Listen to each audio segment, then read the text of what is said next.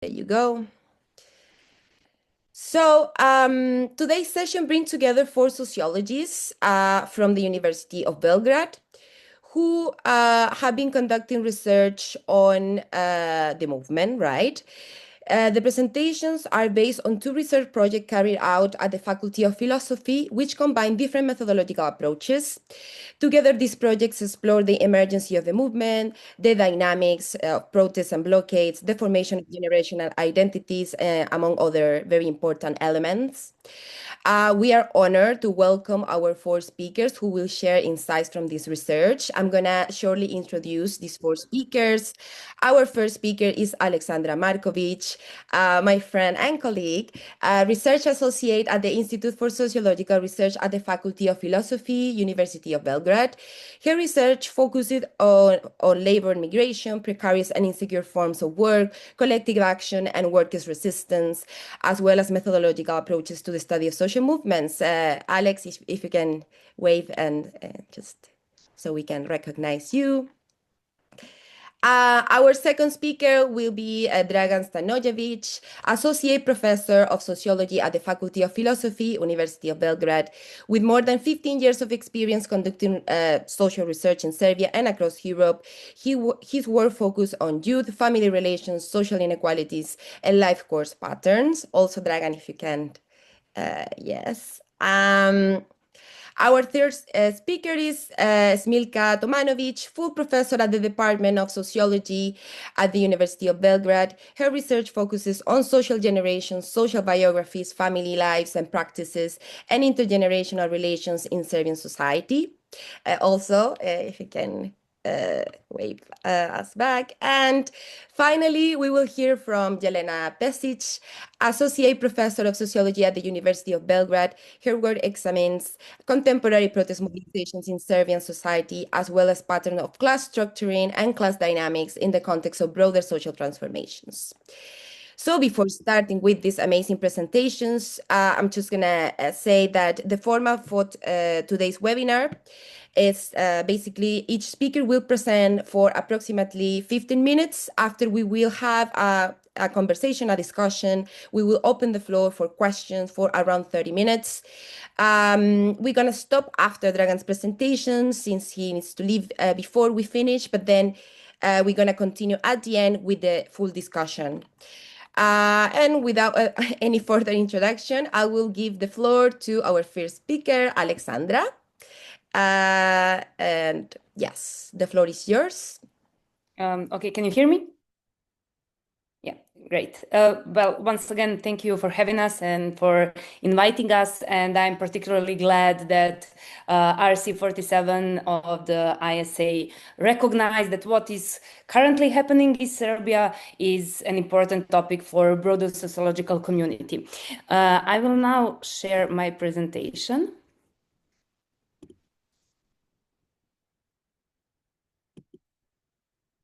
Okay, can you see it? Yes, great. Okay, so today, as Lily said, we will present 2 research projects conducted at the Faculty of Philosophy and the University of Belgrade, both of which examine different aspects of the 2024-2025 student movement in Serbia. And one research team, just to change the slide, one research team represented today by Professor Dragan Stanojević and Professor Smiljka Tomanović focuses on question of political generation and student political subjectivities within the current protest. And the second research team, represented by Professor Jelena Pešić and myself, focused on documenting and analyzing the student movement while it was unfolding. So in my short presentation today, I will first briefly outline the social and political context in which the movement emerged, because understanding of the context is essential for making sense of both the dynamic of the protest and the research that followed. And then I will introduce the research project, The Wave of Student Revolt in Serbia, our research project, as well as the multi-method research design we developed to study the protests as they were happening. And later in this session, my colleague Jelena Pešić, she will present some of the key findings from the research. So let me start with a few words about a broader context in which the protest began. Just for the next slide. Yeah. So the immediate trigger for the protest was a tragic event that took place of the 1st of November 2024 in the city of Novi Sad, when a canopy collapsed at the main railway station of that city, killing 16 people. But that was actually only a trigger, not the root cause of the protest. The deeper sources of the growing dissatisfaction can be found actually in a long-term socio-political environment in which citizens of Serbia have been living for decades. And after the socialist period, Serbia, many of you already know that, Serbia has passed through 3 distinct phases of multi-party rule. The first one during the 90s, marked by authoritarian regime under Slobodan Milošević. The second one was at the beginning of 2000s. But what is important for us today is that since 2012, with the rise to power of the Serbian Progressive Party, we have an authoritarian oligarchic regime, or more simply, an authoritarian presidential regime. Again, some of you know, but the president of Serbia is Aleksandar Vučić, who is now in his 2nd term, but he used to be first prime minister. And the current political system in Serbia, someone call it a one-man authoritarian regime, someone call it creeping authoritarianism, someone call it a network autocracy or a variant of competitive authoritarianism, etc. But there is a broad agreement in the literature regarding its key characteristics, which are unfair electoral conditions, strong control over the media, the extensive use of demagogy and populist discourse, a fragmented and weak opposition, and of course, ruling parties that function as highly centralized political machines sustaining through clientelistic networks. So this political configuration, of course, is closely connected to another structural feature of Serbian society, you can guess, which is corruption. Data on corruption are well documented so far. And according to one of the latest reports, in 2024, Serbia was on 105th out of 180 place, marking its worst ranking since 2012. So one of the most visible consequences of widespread corruption has been the accumulation of numerous political scandals. I only here listed some of them, like plagiarism involving doctoral dissertation of high-ranking officials, the fatal crash of a military helicopter in which 7 people lost their lives. We had among these the Savamala affair in 2016, which means illegal demolitions linked to the Belgrade waterfront project, etc., etc. As I said, I listed only one of those here, but they have one common characteristics, which is a deep connection between state institutions, security services, and organized crimes. But what is important for us today is that public responses to these scandals, as well as broader forms of civic activism, have not been absent. So over the past decade, Serbia had a series of protests. Again, I listed some of them. Demonstrations against the previously mentioned Belgrade waterfront project. We had a protest against the dictatorship. We had a protest called 1 of 5 million.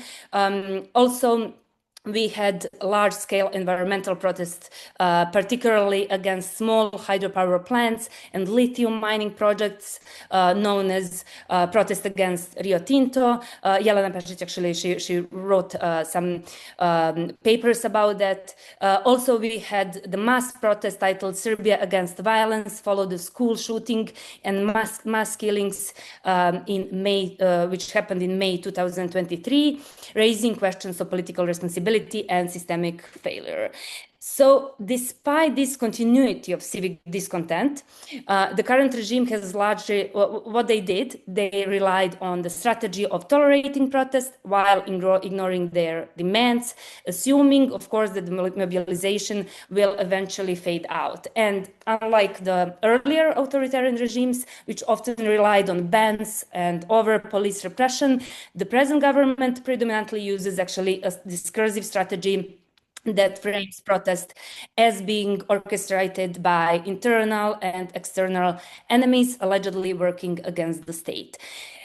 And within this broader context, the student protests and faculty blockades of 2024-2025 represent both a continuation, but also some kind of escalation of previous forms of a protest. So once again, only triggered by the tragic events on the 1st of November and by authorities' response, the movement was initially structured around 4 key demands. Later, they expanded demands with additional two ones. But the most important of these demands concerned the full public release of the documentation related to the reconstruction of the Novi Sad railway station, which had remained inaccessible to the public. And from the spring last year, students have actually only one demand, calling snap parliamentary elections. Also, it's important to note that support for the student extended well beyond university campuses. It came from a wide range of social groups, including high school students, university professors, lawyers, farmers, you name it, literally. But throughout the winter 2024-2025, protests also continued in various forms, including also road blockades and public actions in front of state institutions. And only as an illustration, only by the mid-July last year, protest activities had taken place in more than 500 localities across Serbia, and Serbia is a small country, underscoring both the scale and the persistence of this wave of mobilization. Okay.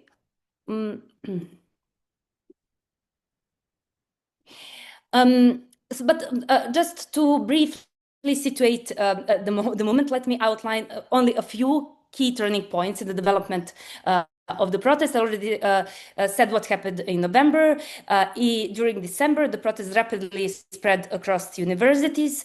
You can see here the picture. We had a large rally in Belgrade in late December, which became an important symbol of this broader societal backing. In January, the movement became more structured. Students articulated previously mentioned 4 demands, and blockades expanded to more than 60 faculties across Serbia. In February was marked by an important phase of diffusion of the protest. Students organized long-distance protest walks connecting different cities, which became highly symbolic acts of solidarity. In March was a kind of peak of the movement, because we had, in the 15th of March, a massive protest in Belgrade, gathered more than 300,000 people. And at that day, during a moment of silence commemorating of the Novi Sad victims, a sudden disturbance caused panic and held complaints among protesters, which became a major public controversy and further escalated political tensions. In April, the movement increasingly targeted the media system, which students identified as a key mechanism sustaining political power. So students organized also a blockade of the public broadcaster, Radio Television of Serbia, demanding objective reporting and media reform. By late spring, the movement entered a more explicitly political phase. I already mentioned now we have only one demand, calling for snap parliamentary election. That was from May-June 2025. Over the summer, protests continued in a more decentralized form, while police repression was intensified. And despite arrest, violence, and attempts to delegitimize the movement, protest activities didn't disappear. We will talk later about this, but where the movement stands now, one of the key developments is the entry of the student movement into the political arena after months of explicit distancing from formal politics, and Jelena will talk later about this. As I said, from May, students announced that they described as the final demand the immediate dissolution of the National Assembly and the calling an early parliamentary elections. And at the same time, students emphasized they didn't intend to run for the office themselves. Instead, they announced that candidates would be selected and they will have so-called student list, and delegated through student plenums. However, the names of these candidates had still not been made public, and initially this decision was widely interpreted as an attempt to protect future candidates from media attacks by pro-government outlets. But as time passed, and it became, of course, increasingly clear that early elections would likely not take place before this year, 2026, even strong supporters of the movement began to openly question the lack of transparency of the students' movement. And last year, in late December, students announced the beginning of signature collection and a door-to-door campaign under the slogan "Students in Every Village." So this marked a further step toward political engagement beyond university spaces and urban protest arenas. And at the same time, it confirmed that the movement was entering, let's say, a new and an uncertain phase in which the boundaries between social protest and electoral politics became increasingly blurred. I'm approaching the end of my presentation, but let me say a few words about organizational structure of the student movement, because it is important for the next speakers as well. So the movement developed a relatively structured form of self-organization built around three key pillars. At the center of the structure is the plenum, which is an open assembly where students collectively deliberate and make decisions. Alongside plenums, there are working groups. They're responsible for everyday functioning of the movement, things like logistic, media communication, etc. And finally, stewards teams, they used to coordinate protest and help maintain order during demonstrations, rallies, and blockades. As I mentioned earlier at the beginning of my presentation, today we are presenting two research projects. I will say only super short a few words about the project conducted by our team, mainly focusing on the research design, while Jelena Pešić will later talk more about some of the findings.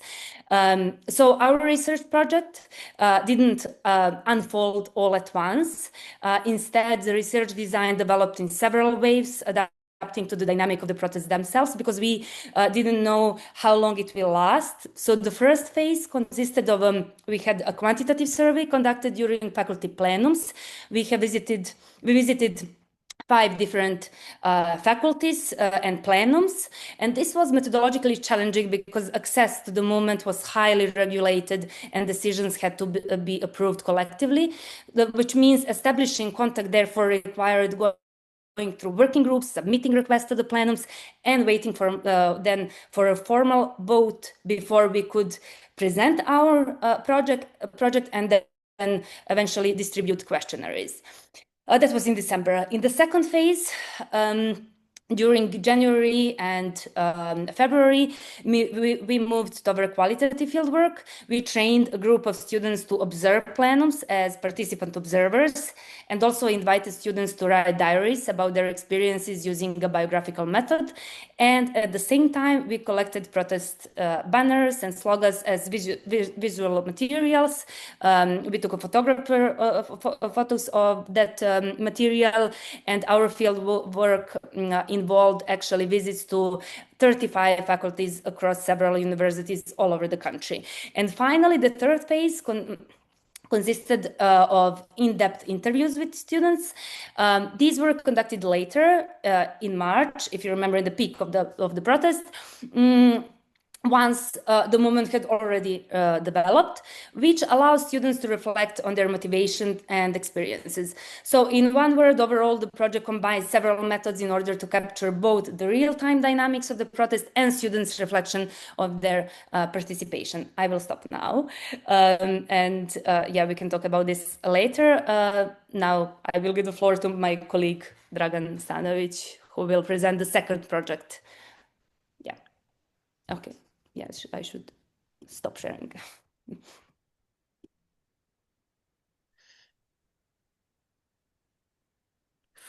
Okay, thank you. I will talk on behalf of my team of researchers, including Smiljka, Tomanović, Milica Vlajić, and myself. And as you will see, we will both talk from generational perspective, from perspective of sociology of generation,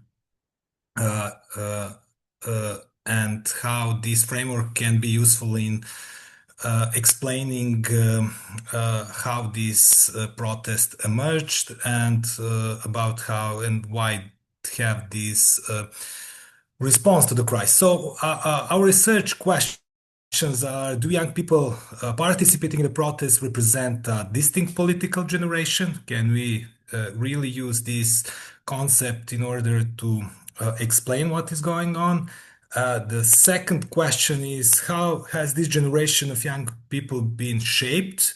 So what are structural historical conditions that can be part of explanation of their response, and how we can understand their concrete response to this social crisis? And what is important here is to say that this generation is born at the beginning of the new millennium, and growing up within so-called consolidated capitalism on the periphery of Europe. They were born after all these so-called democratic changes after 2000 in Serbia. They don't remember by themselves wars, isolation, and other things, and they are aware of the system of within they live today. So as our theoretical starting point, we use Karl Mannheim classical theory of generations, where he argued that generations are a group of people who share a similar historical location and who experience important social and political events at important or the formative stage in their lives. And this shared experience create what he called generational location. But within the same generation, different generational units may emerge, groups that interpret and respond to this experience in different ways. For example, students have often played this role, and here we also think that specific generational units, that students emerge as specific generational units.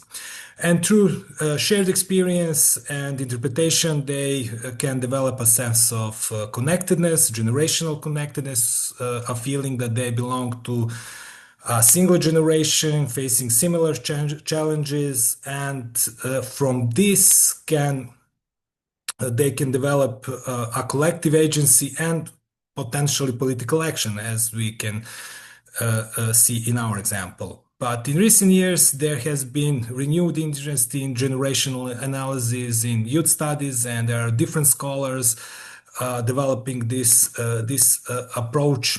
They emphasize that allow us to link individual biographies with broader social structures and transformations. And one of the perspective is, and main point here is that today's young people are entering adulthood under quite different conditions compared to previous generations, and they are marked by labor market precarity, flexible work, but also mass higher education, housing insecurity, and in last decade, multiple global crises. And these conditions shape both their life chances and their forms of political engagement. And we relied on research on students in protest conducted by our small team of 3, which combined two modes of data collection. First, we used one online survey in December 2024, covered more than 2,000 students from 5 states university in Serbia. And one really important result, that more than half of the protesters' parents had participated in 19 students' protests. And that inspired us to conduct additional follow-up qualitative study with 40 student protesters, 7 women, 7 men, which we selected based on their protest activism. We selected highly active respondents and their parents' participation in previous protests during 90s.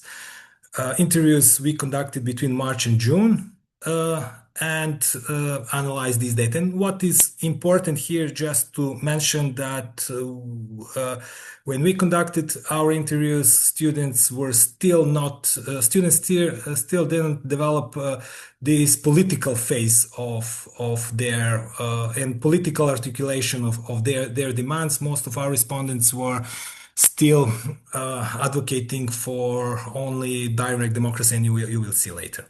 So as Aleksandra already mentioned, students had four main demands at the beginning and during our research: public release of all documents on the Novi Sad railway station reconstruction, identification and persecution of those who attacked students and professors, withdrawal of all charges against protesting students, and one demand related to budget for higher education of 20% if increase. But if you look this in a broader from sociological lens, we can see that key demands of these political generations are actually demands for facts, not media manipulation, and clear procedures. Demands are actually for predictability of the system, for rule of law. And what is also interesting, that no clear ideology emerged as a driving idea from these protests. And the second demand from this student movement is participatory decision making. What was very clear from the beginning, that not representative but direct democracy. They want to speak for themselves and not to have any representation, including student representatives. And this demands is something that really differ them from previous generations, political generation, the 68 generation, the 90 generation, their parents, probably their grandparents, which had leaders and student representatives and also some clear ideologies behind it. So the first question, what shaped them as generation? We think that in a broader sense, in a structural sense, that there are at least three factors. One is connected with crisis on the European economic periphery. The second is political and trust crisis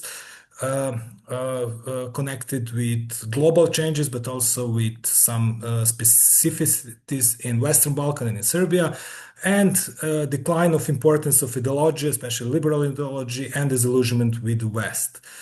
So the first thing, crisis on the European economic periphery. So there are some global changes typical for contemporary capitalism, like I said, labor flexibility, precarity, insecure transition to adulthood, uncertain housing transition, and so on. But these risks are intensified and even more pronounced on European periphery, like in Western Balkan, in Serbia, with even higher market insecurity, weaker institution, less predictable life courses. And what is also interesting, and it is connected with the next thing, is the widespread clientelism across labor market and connectedness between state institution and labor market, and you need many connections, political connections and personal connection, if you want any kind of social advancement. And you can see some of the quotes here, that they are very disappointed about the level of corruption, privileges, and the way how this party clientelistic network actually operates. The second one is, of course, connected with this political and trust crisis. And again, there is a global trend of crisis of democratic institution in the West, but worldwide crisis of representation, and manifested through lower youth participation and opting for non-institutional channels of participation. But in Serbia, it's again compared to at least to Western Europe, to Central, to other European Union countries. It's even weaker democratic institution without any clear control mechanism, with no checks and balances within politics, with very low oppositional scene in Serbia, which again lead to low predictability of social life. And this is what we can see in many of our research, that low trust in political representation, independence of institutions, and so on. And among young people, we really see this awareness of double orders, normative versus real order, when we, for example, ask them how things should be done and what should be things for social advancement. They say, of course, the hard work, education, and ambition, but how things, what is important for advancement, they say, for example, personal connection, political connection, and things like that. And of course, they are very disappointed in politics, in official politics, and actually in many organizational forms of political representativeness. Even in civil society organizations, some of them see that they instrumentalize them and not asking them to really participate in decision making. And the third pillar is connected with decline of ideology and disillusionment with West. From 2014, Serbia is officially part of is a candidate country, and many in Serbia since then thought that we are on the track and that this will lead us to more stable institutions and more rule of law within country. But in meanwhile, there was several big disappointments among young people as well. And this is something again connected with decline of importance of liberal ideology worldwide, compromised credibility of its proponents, especially with wars in the name of democracy. But also, young people in the Balkans, in Serbia, perceive more and more Western states that are pragmatic, using so-called transnational logic and prioritizing stability over democracy. And lithium mining project was one of the probably most important awakening call for young people. And they're aware, or they think that this transactional logic is something that holds people in power in Serbia and in this region of world. And if they want to really change something, it's on them. It's not something that external actors or international community will solve that problem. So why such response? So our assumption is that one reason for that is high risk and unpredictability of life, especially uncertain transition to adulthood, and the canopy collapse and students attacked by prominent party members was just a symbol that no one is safe. Again, authoritarian system with no real political alternatives, and in circumstances where there is a decline of expectation from international actors, especially EU, there's prevailing feeling that it is on us. There's no one is coming to save us, so we have to act right now if we really want to save ourselves or to represent our own interest. And nature of response, why this kind of response, I said there are two demands, and this is their response. One is absence of ideology. Why? Because on one hand, that was a strategy to prevent internal conflict, because student movement it was not internally coherent related to ideology. So they put ideology aside and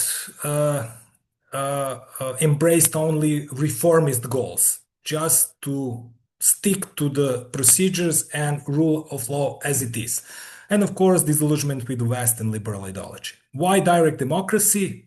On one hand, there is awareness of representational risks, so that some members of students' movement could be corrupted or blackmailed, or that they could be co-opted somehow. So this was a functional strategy for them, but also from as experience from previous blockades and international links from the region, but also worldwide, which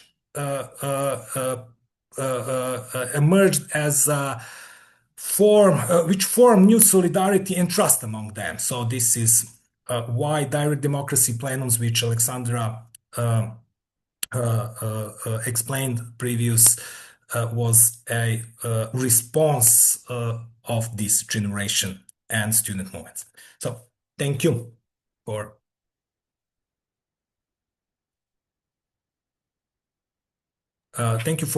your and yeah, thank you so much, Dragan.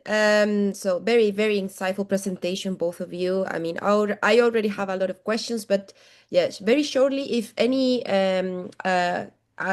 any member of the audience has any question for Dragan specifically, because he's gonna leave before the webinar ends, you can raise your hand or you can write me. or yeah, or yes. So if we don't have any questions for now, we're gonna continue with Smiljka, right? I have a question for Dragan. Okay, please. It's not so well prepared because I was gonna prepare like a better question when at the end, so bear with me. It was more about the reasons behind the blockade. And while reading about it, because I'm not living in Serbia, so I was reading everything outside of Serbia. I found some of your articles actually, and of you three, and I'm curious what you think because you mentioned the decline of ideologies and disillusionment with the West. If maybe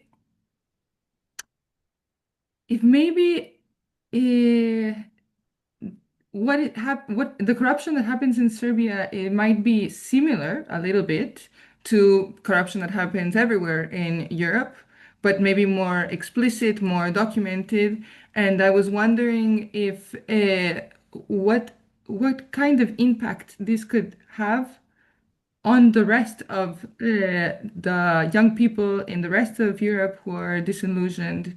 I don't know if I'm explaining myself well. Like I'm trying to say that do you believe that this is something that is going to have isolated effects, or if it could have some effects, more global effects, and similarities with the rest of the European context? Oh, I can say for Serbia that this was a very important factor, or one of the factor behind actually reclaiming agency and reclaiming and making young people aware that it is on us, that that there's no chance that that we can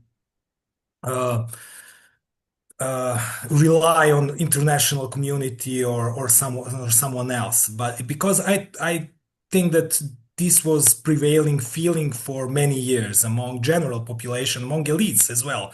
So this was a sort of a turning point, that they are actually complicit in this. They are not on our side. So, and if this kind of feeling prevails if young people or people in general perceive international actors and even regional actors as less important in some processes, so they will probably develop or strengthen their agency. So this is just an assumption. Very Thank you. interesting. Thank you, Dragan. Milena, you also have a question, right? Sí, thank you, Lily. Just like Nicolina, apologies in advance because I was also typing mine furiously, but because Dragan, we have to leave, I'm going to try my best. Ali se izvinjam unapred ako nije jasno što hoću da pitam. I was wondering what you and the other colleagues think, or if you've had any, further experiences or examples of this kind of narrative. Something in your presentation really struck me because I personally see it as, I don't know if I could call it a cognitive dissonance or perhaps, just an internalized practice. On the one hand, the very welcome realization of the failure of neoliberalism and, the Western promises, both on an economic scale, cultural, social, yada, yada, yada. But then at the same time, statements such as one that you presented, which was, we'll end up like Angola, Congo, which obviously comes with incredibly heavy racist undertones and incredibly, is inherent of European practices and Western practices of positioning oneself in relation to the so-called global South, global majority, etc. And so it surprises me because to me, that's not a novel practice, but I do also come from a background of someone who doesn't live in Serbia. So I don't know why that emerges the way it emerges in our, movements back home and on the streets. And like Nicolina was saying, I wanted to hear from you, given that you've been on the streets, you've had these interactions, whether you perceive these contradictions, which I would frame as problematic, but, very much worthy of exploring, whether you think they stem from a generational, internalized perception of the rest of the global South and global East in relation to us, sort of the closer to West, but still East, or whether you think that is just something that people have got used to saying and they don't even realize, how contradictory that sounds, whilst at the same time claiming that they have realized that the European Union and Europe do not care about us, they do not care about their future, and they do not care about whether or not they exploit, the country, the people, and the resources. So if you had any thoughts on that, I'd be interested in, hearing what your take is on that. Hvala. Well, that's very, very complex, and I think that a lot of these contradictions are present, and they are sometimes in some parts of movements they are somehow solved. In many among many young people, they are still open, and even they don't see them as contradictions. But here is. So I guess that maybe after two more presentation, there could be open floor for more these questions, because it's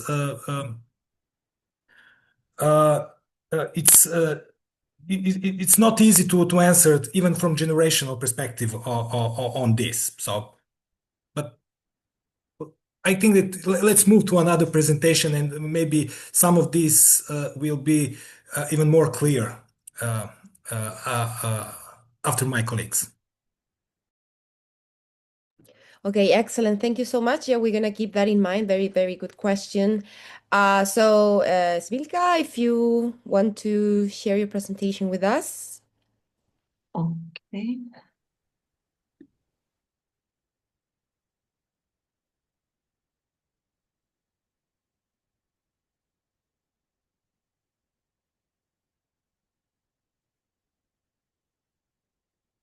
Can you see the presentation?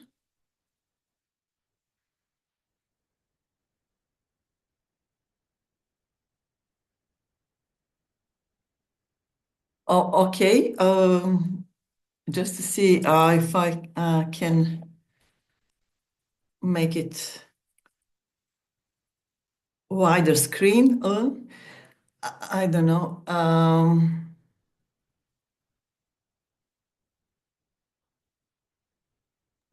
We can see it. Okay. Yeah, I think it's Let me start with saying that I'm really glad for the opportunity to talk to this audience, and I'm looking forward for other questions. This is, as Dragan said, this is the second part of the project that we both participated with Milica Vlajić, and he described the method of this study. So my topic today of today's presentation is framing of the 2024-25 student movement as generational movement. So this presentation is based on semi-structured thematic analysis of semi-structured interviews with 14 respondents, active students from 9 faculties at Belgrade University that were, as Dragan said, recruited through recommendations, and with, as he explained, this particular condition that their parents participated in student protests in 1996-97. And first initial question of this analysis was to see how they, as a potential political generation, perceive and compare the protests, and how they interpret similarities and differences between the two protests, the one the parents participated and the one they participated.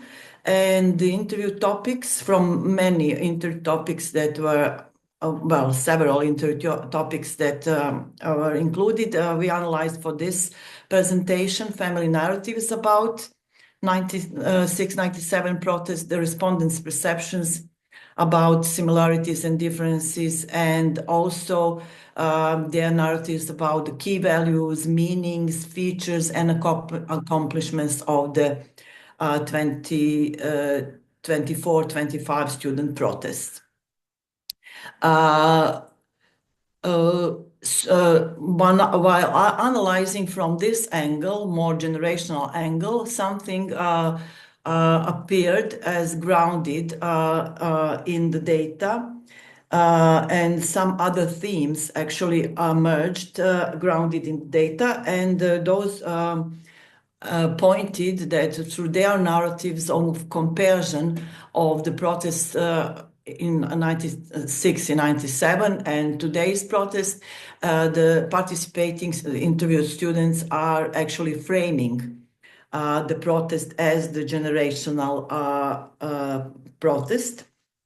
So this led us to another interpretative frame, which is the framing perspective on social movements. I'm not going to go into that because I suppose that people here are very much acquainted, but the concept of framing actually was very relevant and emerged through the different dimensions. I'll mention it in a moment. Because it explains how the frames of meaning are constructed and combined, and by defining the problems within the social movements, developing the strategies to solve them, and mobilizing the participants during the process. And for us, it was also relevant to defining and emphasizes the problem and the meanings and the values and the aims and scopes also produces and strengthens the collective identity of a social movement. So analysis actually revealed two main themes that emerged and grounded in data. And one is about differentiation. We can call it differentiation.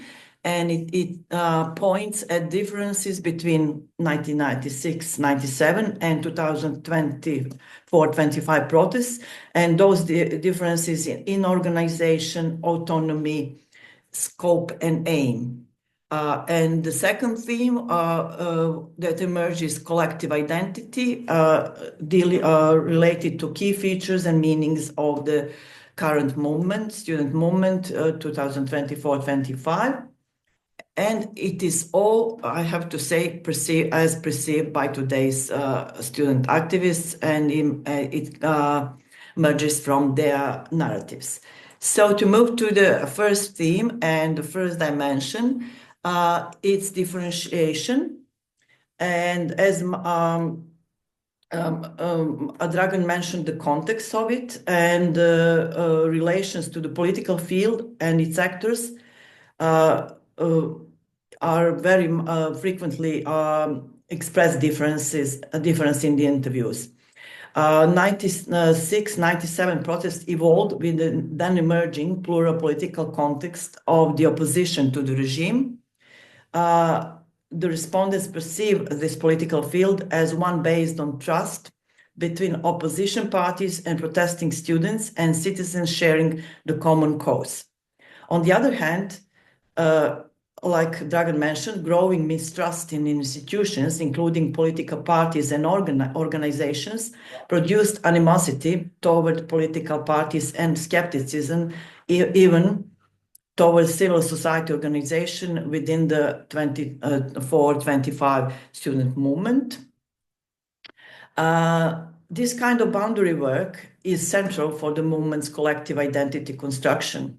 The respondents describe this separation as an expression of their movement's autonomy, which is one of the key features for the framing and legitimization of the 2024-25 student movement. The other dimension of differentiation is differentiation in protest organization. The respondents also, in their interview narratives, underlined organizational differences. In their perception, the students largely accepted a leadership-based model in 96-97 protests, which also shaped their organizational structure and practice. On the other hand, the particular organization of the 2024-25 student movement, the plenum model of direct democracy in decision-making, planning, and organization, was perceived by most of the respondents as a facilitator for building trust and unity of the movement. The movement's core values, such as solidarity, justice, and transparency, are embedded in organizational practices as another line of generational differentiation. This also articulates the critique of leader-driven representative democracy and displays its rejection by practicing and popularizing plenum-based democracy beyond universities as an efficient model of civil activism and political participation. So, the final differentiation between the process is differentiation in scope and aims of the protests. It can be summarized as the differentiation between political change versus social change. And from that emerged this framework that previous were political protests, while the latest student protests are actually social movement. So our respondents perceive that 96-97 protest is a political act directed against Milošević regime, particularly in response to denial of local election results. In contrast, in 24-25 protests initially dismissed any political intentions, but they gradually acknowledged their orientation towards political change in the broader sense. The students emphasized from their very beginning of the protests in 2024-25, that they were not aiming at the change of the particular political regime and authorities, but at the systemic change. They demanded the rule of law, reliable and accountable institutions, including media and other institutional settings, such as juridical, education, economic, health, and other state systems in Serbia. As the movement developed, the students have broadened its scope by adding as their aim advocacy for the new kind of political system based on direct democracy. Moving to the second theme, which is to do with the collective identity of the movement. We explored how the students build their movement's collective identity through reinforcing its internal solidarity based on the core values of unity, solidarity, and activation for change. The youth in Serbia, including the students, were perceived as an individualistic and pragmatically oriented generation with no interest other than their own. And this was initially, as our respondents reflected, also adopted as a self-perception. But the rapidly established unity and internal solidarity within and across the faculties and the universities was a surprising development for the students themselves, and it's seen as one of the crucial features for the movement's functioning.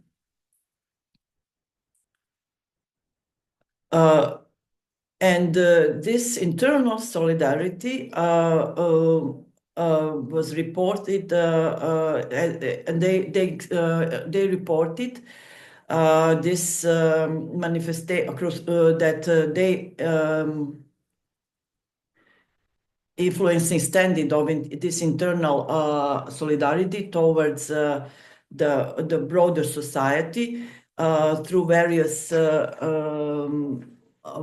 practices. They particularly emphasize the significance of the protests practice of marching throughout the country, visiting small towns and villages along the way. These marches are described as crucial for connecting with rural population, communicating protest demands, and awakening people as citizens. The protest in Novi Pazar, an ethnically mixed town in southwestern Serbia, is often cited as a kind of milestone in the movement's development. They perceived and displayed external solidarity as also interpreted as the beginning of a new kind of social cohesion, and it is considered to be a part of generational mission. In their accounts, the students are framing themselves as a socially cohesive actor capable of uniting people and mobilizing them for collective action. And there is also another feature of generational mission, frequently expressed in the interviews. It's a generational mission of awakening citizens and liberating them from fear.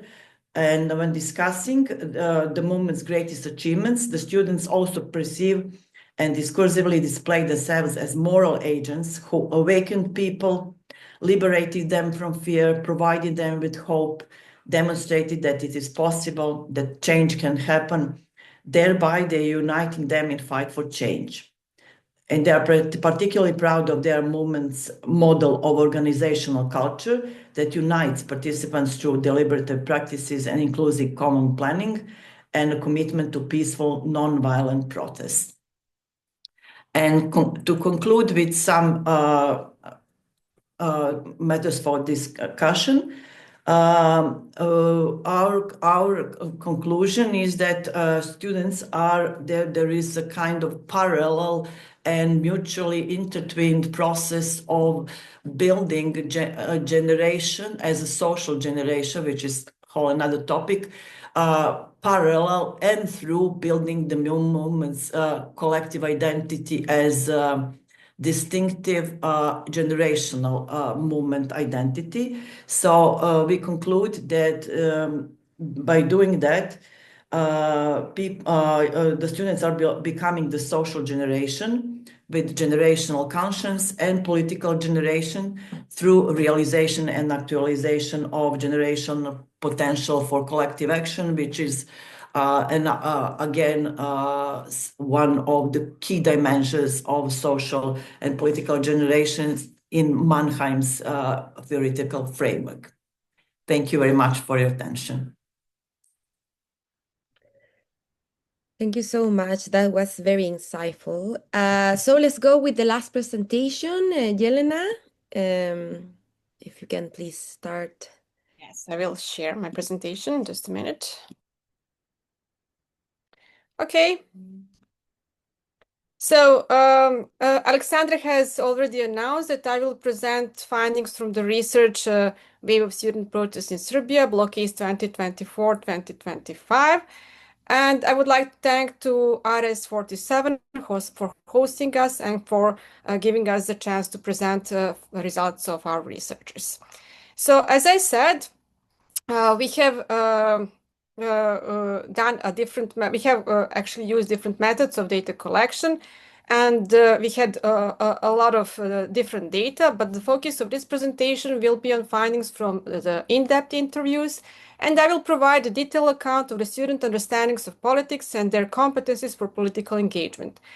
I have to say that some of these findings will be published in a joint volume from the conference Blokada Ako ne sada, or Blockade Now or Never, which was held at the University of Belgrade Faculty of Philosophy in November 2025. And the authors of the paper, which is titled Blockade Politics, are Ana Bireshev, Tamara Petrović-Trifunović, and myself, and we have particularly analyzed these data on student understandings of politics. So as I said, we have done in-depth interviews, in a total 19 interviews, 2 of which were group interviews, and we had 24 respondents. In terms of gender structure, 14 were males, 10 female students, and they were coming from University of Niš, Novi Sad, Novi Pazar, Kragujevac, University of Belgrade, and University of Arts, so basically all of the state-owned universities. In terms of the sample, it was convenient sample, and all respondents were active participants in the blockades at their faculties. And of course, that means that we had to be cautious in drawing conclusions, since the findings cannot be generalized to the entire student population. In terms of time frame, and Aleksandra has already said, we have done these interviews in March 2025. So why did the understanding of politics was the question that interests us, and why the political competencies of students seemed as the issue that is worth exploring? So we started with the data that we had, and that is European Social Survey data from around 2023, which are showing that Serbian citizens perceive political system as highly unresponsive to citizens' demands. So they're actually having low external political efficacy, and which is accompanied by the low level of internal political efficacy as well, meaning that they have low self-confidence, they have low interest in politics, and low level of knowledge of politics. Furthermore, the trust in politicians, political parties, and other institutions is among the lowest recorded in Europe. And these findings are particularly striking among young people who displayed an exceptionally low level of political interest and trust in political institutions. And Dragan has already mentioned the similar trend is actually also seen in Europe. We have this kind of depoliticized context, withdrawal from political sphere, growing sentiment that political engagement does not bring any significant changes in people's lives. Of course, we had some theoretical considerations as well. We had 2 understandings of politics, which is circulating in the literature, distinguishing formal against informal politics, macro against micro politics, standard against non-standardized forms of engagement. We find that this division is insufficient in grasping young people's engagement, since it has the tendency to cross boundaries from micropolitics to micropolitics. And of course, studies have also shown that young people's interests in politics are often tied to their lived experiences, such as employment, public service quality, inequality, sexism, racism, and so on, rather than in global political issues. Young people tend to reject conventional politics as being constraining and casting them into passive roles. Also, studies show that young people seek responsiveness, they seek recognition and seek equality in politics, and that is something that lead them to disappointment with party politics, which gives rise to do-it-ourselves and sometimes even radical forms of engagement. And this is also accompanied by the shift toward post-doctrinal, strategic, and value-based politics, which is something that is called moralization of the politics. And having all of these novelties in mind, some of the studies which are studying youth activism often tend to overlook these forms of engagement, masking the ongoing trends rather than revealing them. So research questions that were guided us in our research were how students perceive politics and political engagement, what politics means to them, whether they have been previously engaged, and what changed during the blockades. So the first question that was interesting for us and that we posed to our respondents were the question, are student protests political? So why was this question interesting? One of the strategies of the regime was to delete the protests, portraying them as being political, but in a narrow party-focused sense. So we wanted to see whether students accept this kind of framing that was dominant by the regime. And of course, our findings goes in line that students actually rejected this kind of regime framing of the protests, seeing them as being political, but not as party-based. So the students distanced themselves from political parties, and they opposed to reducing their struggle to a mere fight for power. They rejected narrow understanding of politics, which is tied to formal institutions of representative democracy, and also expressed skepticism of party politics' effectiveness. Some of them were actually understanding that this ambiguity between broader and narrow concept of politics exists, and what is the potential for its misinterpretation. And therefore, this awareness of negative reputation that politics has in Serbia as being dirty or immoral is led them to strategically frame and communicate the protests. So in terms of concepts of politics that prevail among students, so they hold an expansive, flexible view of politics, which is going beyond this kind of everyday public understanding as politics being only constrained to the arena of the struggle for power. So they emphasize that everything is political. If you do not engage with politics, it will engage with you, or in a complex society, there are no non-political issues. Some of them developed these insights in the course of the blockade, and this came alongside their political socialization through participation in protest, and therefore their personal relationship to politics became also an object of self-reflection. For others, participation in protest countered their prior disengagement and re-enchanted them politically. One of the students said, "They awakened a new enthusiasm in me, they overcame the apathy, and I wake up joyful every day in the hope that we will truly preserve and succeed in this." In terms of the assessment of party politics and the impact that blockades had on their assessments of party politics, results are actually showing some sort of ambivalence. So some students were open to institutional engagement, and one of the students said, "It is important for young people who are active to get involved even in political parties and non-government organizations so that we can continue to bring about change." Others, on the other hand, due to protest experiences and dissatisfaction with existing political options, are being pushed away further from party politics. And one of them said, "But it discouraged me with regards to party politics. I became even more disappointed. The little hope that I had placed in certain people and organizations, or hope that someone new would emerge, has been shattered. Now I'm completely disillusioned. Professional politicians are a nightmare to me. I'm also afraid of the upcoming elections because I don't know whom I will vote for. I feel an aversion toward all of them much more than before." For some of the students, participation in protests was a continuation of their prior political engagement, whether formal or informal. And for the others, the canopy collapse and collective response marked a turning point towards greater politicization and activism. And as in literature, we have this kind of, some kind of rule that willingness to engage depends on the perceived potentials for visible change on one side, but also on self-assessed political competencies. And our students also experience this tension between the urge to act and pessimism about political impact of their action. So prior to the blockade, some of them abstained from institutional and informal political participation, often linking that to low self-assessed political competencies. Furthermore, they also accept the dominant model of political engagement, which is shaping their perception and which is emphasizing traditional skills such as being informal, being well-spoken, and of course, they are accepting only conventional forms of engagement.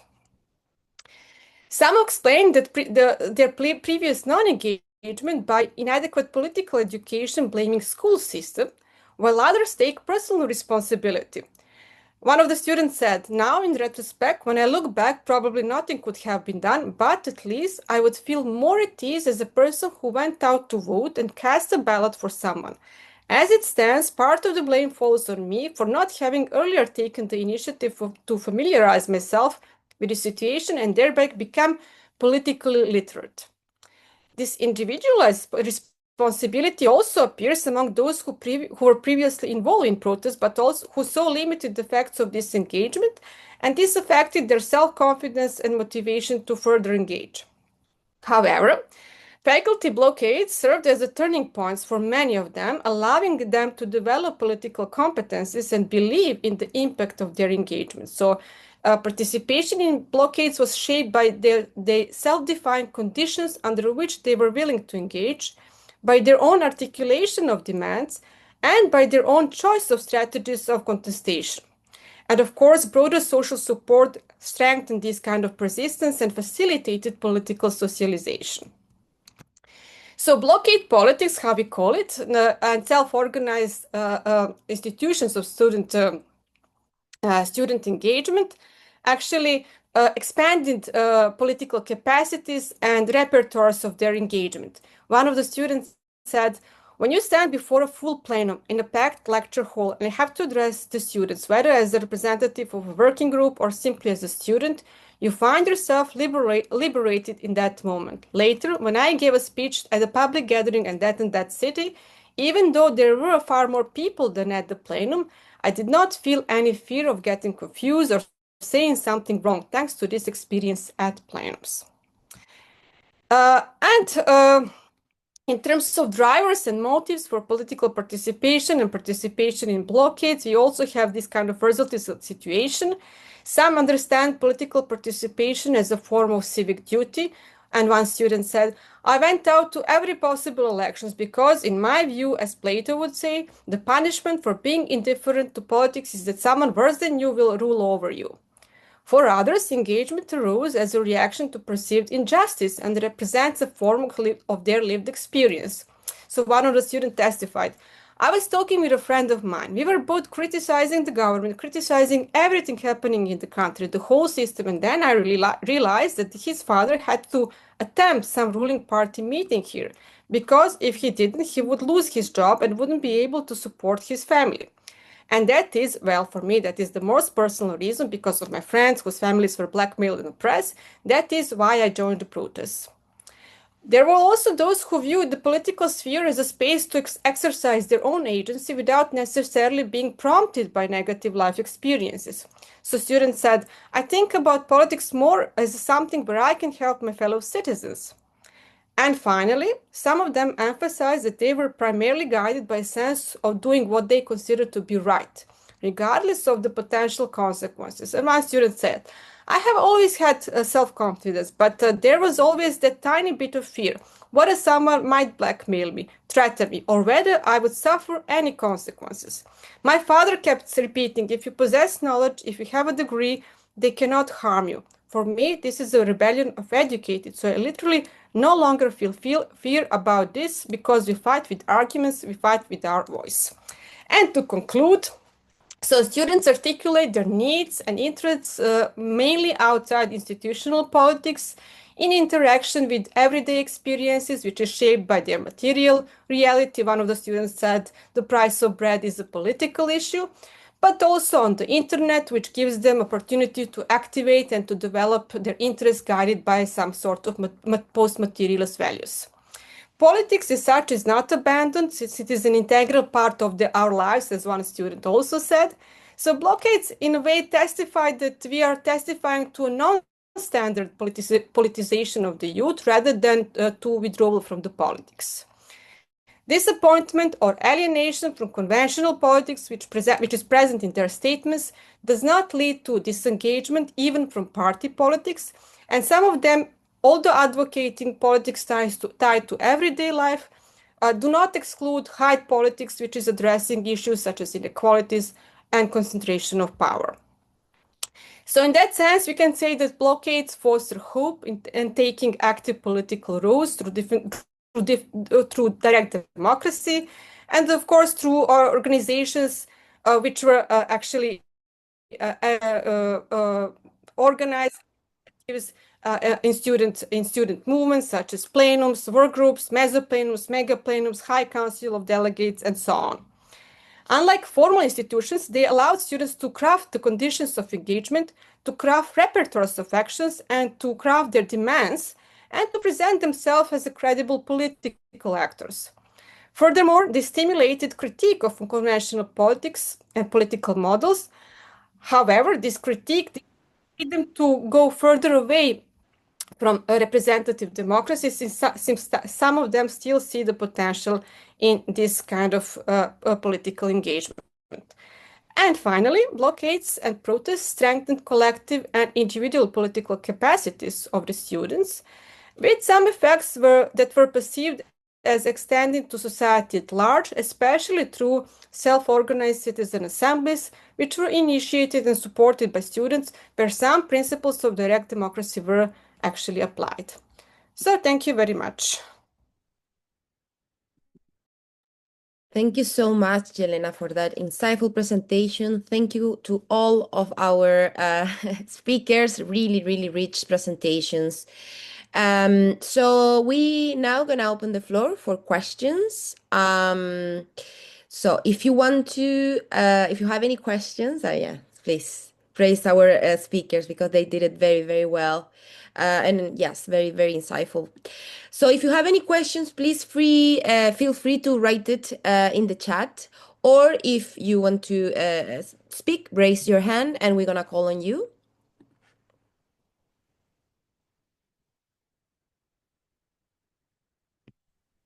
Well, maybe while others are thinking about the questions, maybe I can answer to Nicolina's questions from the chat, if that's okay. Excellent. Yes. Go. Yeah, great. Because if I remember correctly, she asked where can I find a form or report of the broader project. So basically, thank you, Nicolina, first of all, for the question. But we don't have a single comprehensive report of the broader project at the moment. However, several publications based on research are already available or forthcoming. 2 papers actually analyzing student protest slogans have been published. In addition, another paper focusing on methodological aspects of observing plenums, and the paper that Jelena has just presented today, dealing with the students' political competencies, is currently in the press. We also have another article on prefigurative politics that has been recently submitted. And finally, also, we have the photographic archive of the protest banners collected during the blockades. So, as I said, as a part of this big project, we created that photographic archive, and that data set includes more than 900 photographs gathered between December and February last year.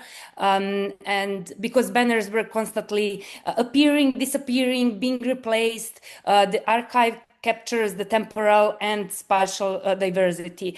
But what is my point? We decided to make this material publicly available as an open data set on the Node repositorium.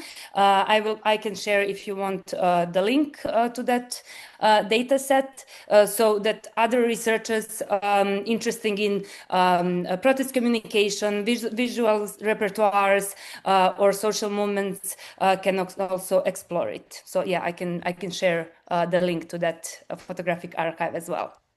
That's so cool. Sorry, I just wanted to say that I'm like very fascinated and impressed that you used mixed methods, qualitative and quantitative.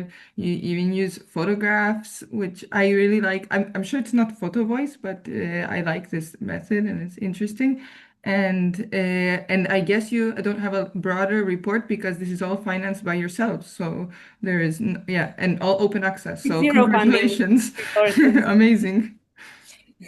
Yeah, that's also, and if I can say, actually, listening to Jelena and the colleagues from the other project team, it's impressive how our findings are leaning on each other and very complementary to each other. Because, for example, what Professor Smiljka and Dragan told, and especially when Professor Smiljka said about the about generational self-identity, that was actually because when we done a coding scheme for the protest banners in inductive way, one of the biggest codes that emerged was actually what Smiljka said about the generational self-identity, and also what Jelena had been talking about.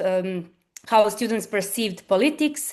For example, student banners and slogans actually showed us that some way of political communication and way to communicate with the public authorities and with the president, even though they didn't speak to the president in any other ways, that was actually through student banners and slogans. Yeah. Okay, sorry. I don't know. No, Alex, thank you so much. It's very impressive. It is. I think, well, I speak for all of us that it's extremely rich, all the findings you are having now, you're presenting now. And also, well, I have actually a question, but I want to ask, open the floor for the attendance of the webinar. If someone else wants to, otherwise I'm going to ask. But if someone else has a question, please raise your hand. Yes, please, go ahead. So thanks a lot. I think that is a real example of do-it-yourself practice. I have some question for some of the different presentations. For the first ones, I was thinking at an organizational level, how does one go about participating in the assemblies? Are they open to anyone, for example? And how did that kind of ethnographic approach to the plenum session work?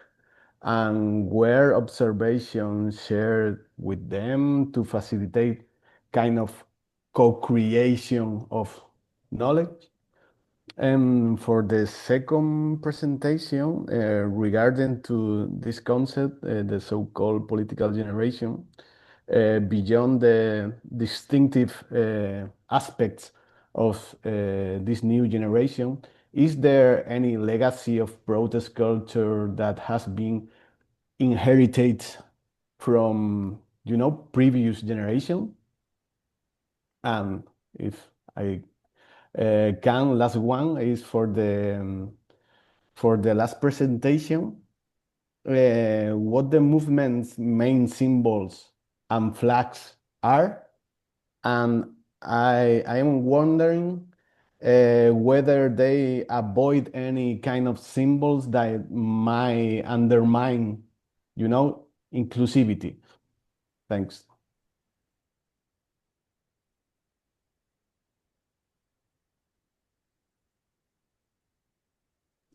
So if there is no other, because those are very interesting questions, so please, whoever wants to reply. In order of presentations, we can reply in order of presentations. Okay, should I start then first? Thank you for that question. Maybe other colleagues can help me as well, but the organizational structure was quite complex, I would say. So I will try now to explain it and trying not to oversimplify it. But every faculty had their own plenum, like assembly, and it was, well, relatively closed structure, so it wasn't allowed to other people to come and participate or be present at plenums. However, I must say that we had that privilege, and we were aware of that as researchers at that time, as to our researcher positionality at the Faculty of Philosophy. Our plenum, I mean, not our plenum, our students' plenum at our faculty, they voted and allowed us who are employed at the faculty to attend and be present in plenum, just to observe, not to, of course, participate in another way. But we had that, I would say, privilege to see how it works. So that's basically on the level of the one faculty. Then they were also linked with other faculties, and they had some kind. They were different names for it, but either like mega plenum or other. That there were different names, as I said, but they had upper plenum, but it wasn't hierarchical in a hierarchical order present. So they connect with other faculties within the same university, and then they have other network how they communicate within different universities and within different cities. So also working groups within every single faculty, they were also super important, because they were some of the working groups named, for example, working group for who were in charge for communication with other faculties, or with professors, or with I don't know, some other social groups who supported students. So the organizational structure was quite complex, but I don't know if maybe Smiljka or Jelena can add something. I have a first-hand experience with the plenum of Faculty of Philosophy. I was sitting several times, and I couldn't resist of taking part in discussions. So first I was allowed to raise hand and discuss, of course, not to vote. But then after a while, I was giving some, critical reflections on some points. But then they voted each time I raised my hand whether I should speak or not, and then they voted for the whole session that I could speak for the whole session. So, but I wasn't frequent there. The plenums, the plenary sessions were every day. And the moderators, facilitators, and the delegates to the other bodies of these horizontal networks were re-elected every day. So it's a rotation. It's never almost never the same persons. Our faculty was really, Faculty of Philosophy was really strict about it. So they, for instance, always had to vote about who will represent the student movement at the media, and they insisted of being nameless, without personal name, because they don't represent themselves. They represent that was a peculiarity of the Faculty of Philosophy. I know that some other faculties have different plenary organizations and some modifications, especially different universities. So it's not uniform, but it was forced this horizontal and then rotation and then discussing that day's issues, sometimes for 5-6 hours, and then voting on them. So the plenary session could be like 30 people, could be 150 people, depends on the day, but it's a plenary. So everyone, so whether they actually checked whether the students, the plenary are from that particular faculty, it's again, up to the students in the plenary. But they didn't want outsiders, of course, to vote for. And to answer your question, yes, there is a legacy of protest culture. We didn't have time to talk about that. The students, as in Mannheim's words, a special generational unit, were active in the protests from 1968. And then they were also active in protests in 1992, 1996 and 7, the one we took in consideration through the parents' experience. And then again, all the way through 90s, but those were especially so-called student protests. And after the political change in 2000, there were student protests and this method of faculty occupation from 2006, and it was always the avant-garde at the Faculty of Philosophy, University of Belgrade. So the first plenary and occupation, and the first plenary was introduced actually at 2006 at the Faculty of Philosophy, and then it was imported at the Faculty of Philosophy in Zagreb, in Croatia, which is from 91, the separate country. And then we had another 2 occupations in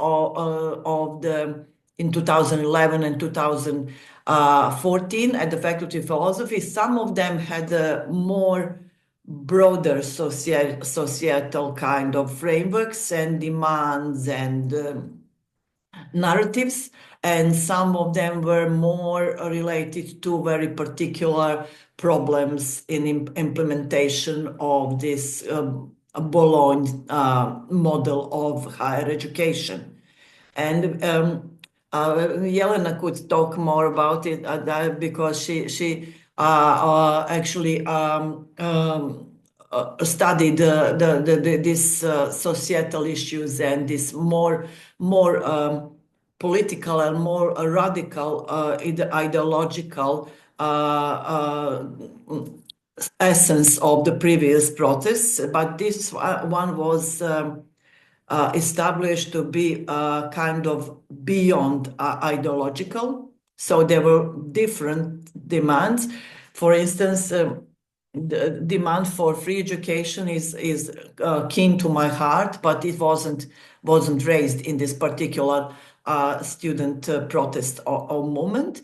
And concerning our research, it is very not non-representative, because we selected the student activists whose parents were active in 96, 97. So there was at least intergenerational clash or misunderstanding. But there was Milica could, she's in the audience, there is some kind of naming or attribution to the generation and perception from the outside and parents, which is not the one, and then there is intergenerational dialogue between parents but it's a whole another story. But maybe in some other families and with some other student activists or some other students, there will be more intergenerational gap or intergenerational conflicts, misunderstanding, and so on. But we actually kind of actually wanted to interpret this legacy, like you mentioned, protest legacy within the family through family narratives. Thanks. So thank you very much for the question. I would like to just to address to the issue that Smiljka has mentioned, and that is this kind of continuation and linkages between protests that are happening at the moment and earlier protests. As Smiljka has mentioned, in 2006, 2011, and 2014, we had blockades of the Faculty of Philosophy, which was kind of exclusive thing for our faculty, and some of the organizational aspects of these blockades, so this kind of self-organized body, were already been implemented during these blockades, and they had a kind of I don't know, kind of manual how to do it, and that is the blockade cookbook, which was published, so they could follow. They had, you know, they already had ready-made think how to organize blockades. And in terms of movement symbols, yes, that is actually interesting thing. The most important movement symbol for my opinion is the fact that they actually fostered this kind of professional identity through putting forward faculty flags. So each faculty has their own flag. So these faculty flags were actually one of the key symbols, but also national flags. So, and that is one of the trickiest issues, because until that moment, or until the protest, national flags had some kind of negative connotation denoting nationalist identity or orientation. And during this protest, we are witnessing to this the process of resignification of national symbols such as national flags, Cyrillic letter. And now this kind of national flag actually denoted not this exclusiveness of Serbian ethnic identity, but students actually reframed it as kind of citizenship issues, which is, of course, inclusive for different ethnic communities, especially Smiljka has mentioned students of Novi Pazar. Students coming from Novi Pazar are actually predominantly ethnic Muslims. So, and they were actually joint students from all over Serbia under this kind of national Serbian flag, and which is kind of a novelty. And also, I have to say that they were actually banning the use of party flags. So opposition parties could not bring their flags to, even if they wanted to join student protests, they could not bring these party flags. And sometimes even EU flags were actually banned, or were not something that students wanted to see.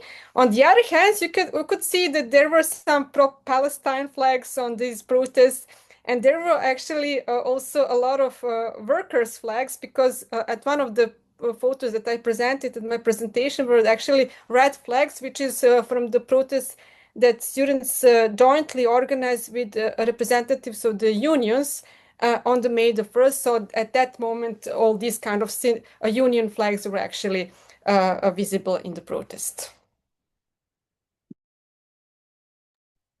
Thank you so much. So we're gonna go then with Milena's question. Gracias, Ludi. Thanks again to everyone for the presentation and the work. I guess my question is open to any of the presenters, so whoever wants to have a go, please. I was interested because one thing that for me, as someone closely watching and supporting and admiring, you know, the work that you all have been doing, and by work I mean not just the analysis, the thinking, but the physically putting yourselves on the streets next to the students, with the students, so practicing, right, the solidarity that we all talk about and that we all like to theoretically discuss, but that we so often see, especially within the academic complex, a gap between theory and praxis. And so one thing that for me was phenomenal, and for which I will always be in awe for all of you, was how long you've been able, you know, to physically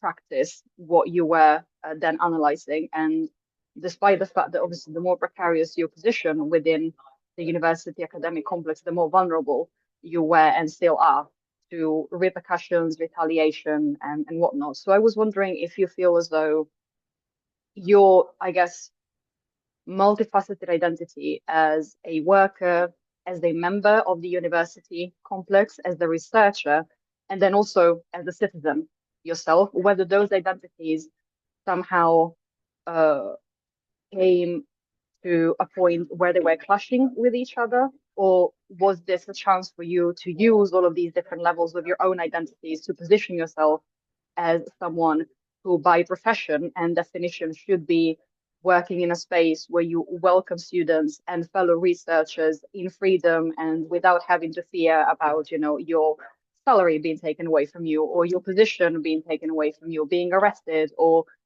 being ostracized, apologies, from your fellow researchers, and whether you felt a similar level of international solidarity the way students have. Because I think, for example, of the mobilizing in support of students across our region, but then in Italy, in Spain, in France, even outside of, you know, the European Union, there was a lot of support for the students. But I wonder whether that support reached you guys, sort of also part of the struggle and also part of the movement, but not necessarily, you can't call yourself students anymore.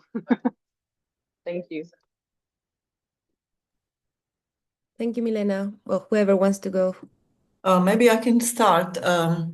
From my experience and looking at the members of the teams, we had different positions and different approaches to what was happening at the faculty and the protests. And one of my colleagues who was actually in the, and she said that we should write about reflections about our roles as the researchers. That was Milena question, because it was this is still ongoing protest, an ongoing movement, and it's dynamic. So what we were presenting was the peak of the movement in terms of this, its consolidation and support and everything. I think the first 7 months or something, and then lots of things change. It will be really long talk and difficult to explain. It was.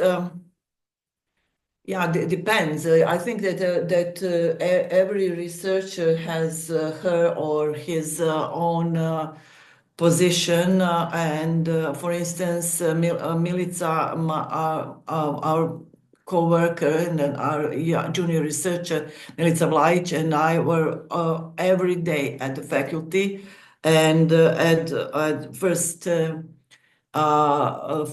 months, and we were so immersed in this, and you know, you couldn't do anything else and think about anything else. While Dragan was on sabbatical and he was writing a book, and we decided to not include him because he needed a lot of time to write a book for his promotion and in a limited period. So in our team it was different, but from time to time it's methodologically very, very interesting question on this researcher's role. And as you said, also our professional role, which was jeopardized, and it was really, for me, it was psychologically exhausting what's happening at the Faculty of Philosophy. All these conflicts and you know, how to, you know, not to jeopardize the movement and the protest, but to continue with substitution of teaching. And we were on strike at one point, one of the rare faculties that was on strike. For me, it was a short term, like couple of weeks, and nobody noticed. And it was, you know, it was so very, very, very difficult. But if had time and patience, I could write a study about, this personal research reflection on the whole process. We only had, like we mentioned, unlike the other team, which they had multi-method and huge team, we only had like 14, but extremely good interviews.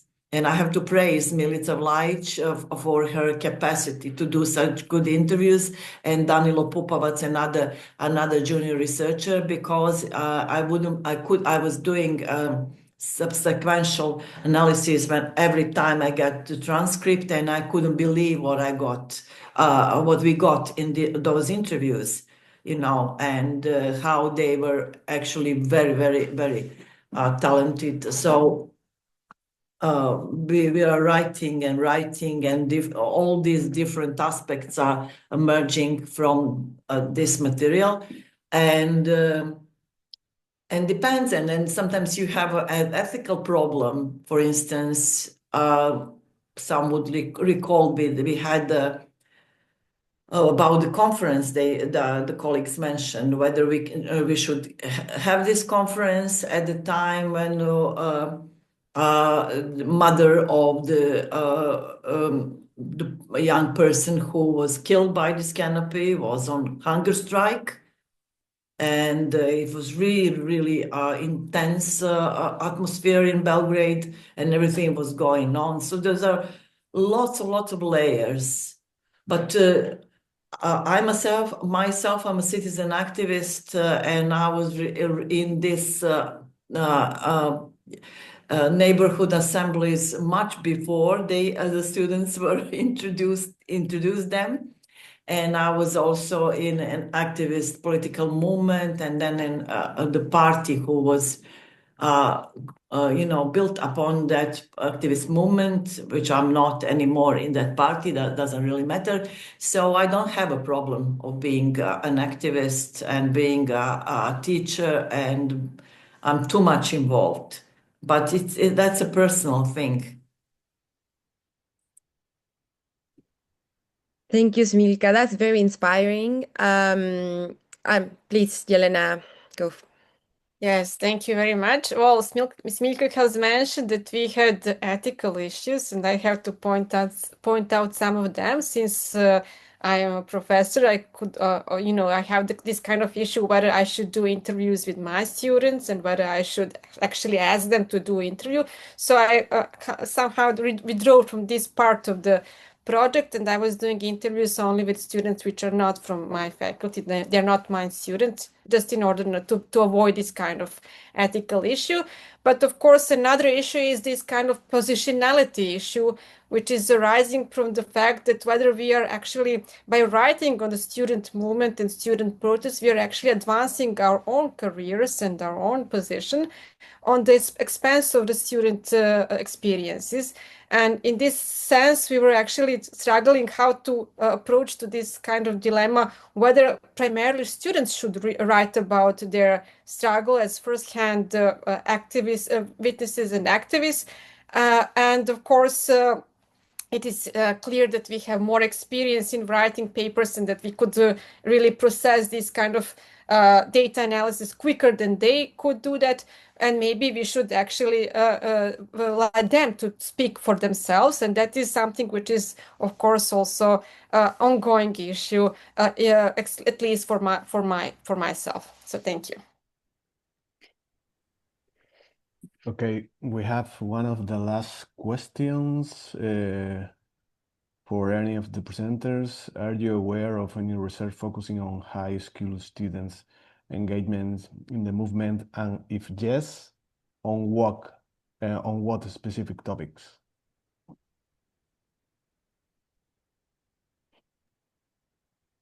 I can answer that.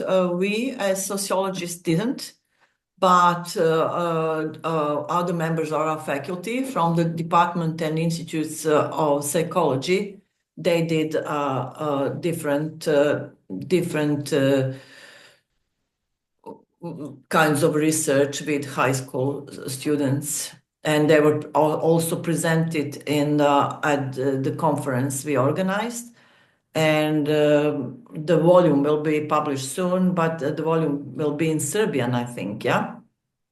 But you could look, I think that some of their teams are publishing in English in scholarly journals about this research with high school students.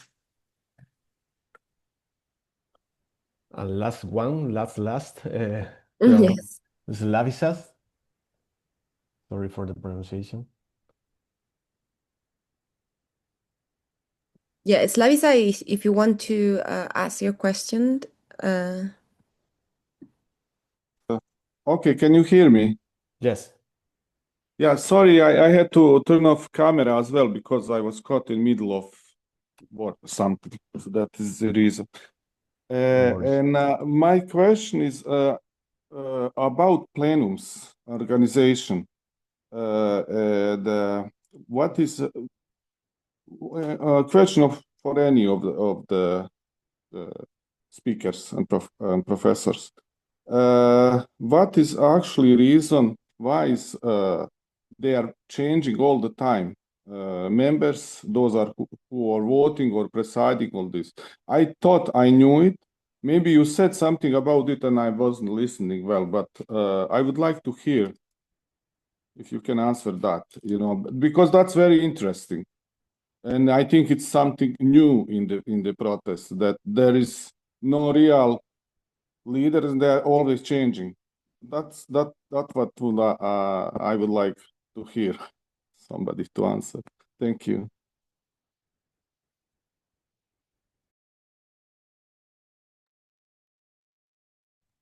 So maybe I can say something. Why do plenums always change their representatives, if that was the question, if I understood it correctly? Well, this is something that they actually adopted at the beginning of the movement, to have this kind of non-hierarchical structure and this kind of horizontal approach without leaders and without people who would concentrate power within the movement. So they want to have this kind of horizontalism applied without having leaders. So if you have always the same people who are representing plenums and working groups, then you could end up with having kind of this concentration of power, and that is something the student movement didn't want. However, it is a question whether they were actually able to do this, to make the movement horizontal and without leaders. That is something which is about to be explored further.